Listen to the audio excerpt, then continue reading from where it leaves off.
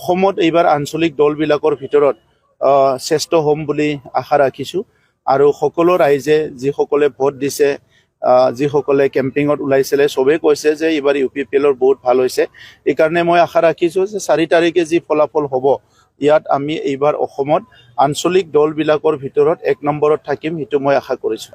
এনে নিৰ্বাচনটো অসমত এইবাৰ ভাল হৈ গৈছে, খুব এটা ভাল পৰিৱেশত অসমৰ নিৰ্বাচন হৈ গৈছে। যদিও নিৰ্বাচনৰ আগত ৰাজনৈতিক দলৰ নেতাবিলাকৰ বিভিন্ন বাকযুদ্ধ, কথা কটাকটি, বকা চিতোৱা বিভিন্ন কথাবিলাক কৈছে, ইলেকশ্যন খুব ভালকৈ হৈ গৈছে। কিন্তু আমাৰ তামুলপুৰ সমষ্টিত আমাৰ দাৰাংগাজুলি অঞ্চলত ইলেকশ্যনৰ আগৰ দিনা এটা গুলি ফুটোৱা কাহিনী হৈছে।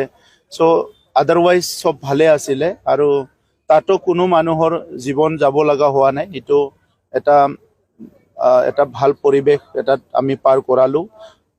এতিয়া কথা হৈছে যে যিটো বড়োলেণ্ডৰ আগৰ যদি 15টা চিটৰ কথা কয়, তাত এইবাৰ UPPL দল হিচাপে আমি যিখিনি কাম কৰিছোঁ, আগৰ নিৰ্বাচনবোৰত যিখিনি আমাৰ চেলেঞ্জ আছিলে বা আগৰ নিৰ্বাচনত যিখিনি বিভিন্ন প্ৰত্যাহ্বানৰ সন্মুখীন হৈছিলে, এই নিৰ্বাচনত তেনেকুৱা কোনো প্ৰত্যাহ্বানৰ সন্মুখীন আমি হোৱা নাই।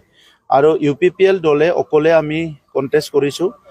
আমাৰ কোনো এইবাৰ এলায়েন্স টিম নাছিলে, এলায়েন্স পাৰ্টনাৰ নাছিলে, এলায়েন্স দল নাছিলে। এইটো ৰাষ্ট্ৰীয় হওক বা আঞ্চলিকতে হওক, আমি অকলে নিৰ্বাচন খেলিছিলোঁ। আমাৰ সমৰ্থন বুলি ক'লে অকল বড়োলেণ্ডবাসী ৰাইজে আছিলে।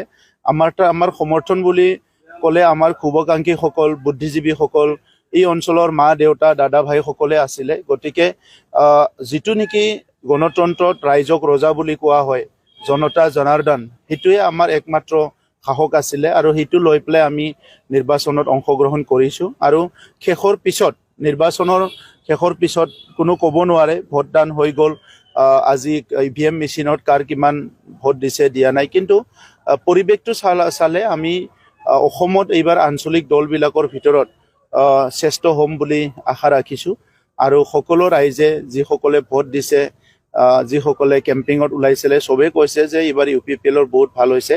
এইকাৰণে মই আশা ৰাখিছোঁ যে 4 তাৰিখে যি ফলাফল হ'ব ইয়াত আমি এইবাৰ অসমত আঞ্চলিক দলবিলাকৰ ভিতৰত 1 নম্বৰত থাকিম, সেইটো মই আশা কৰিছোঁ।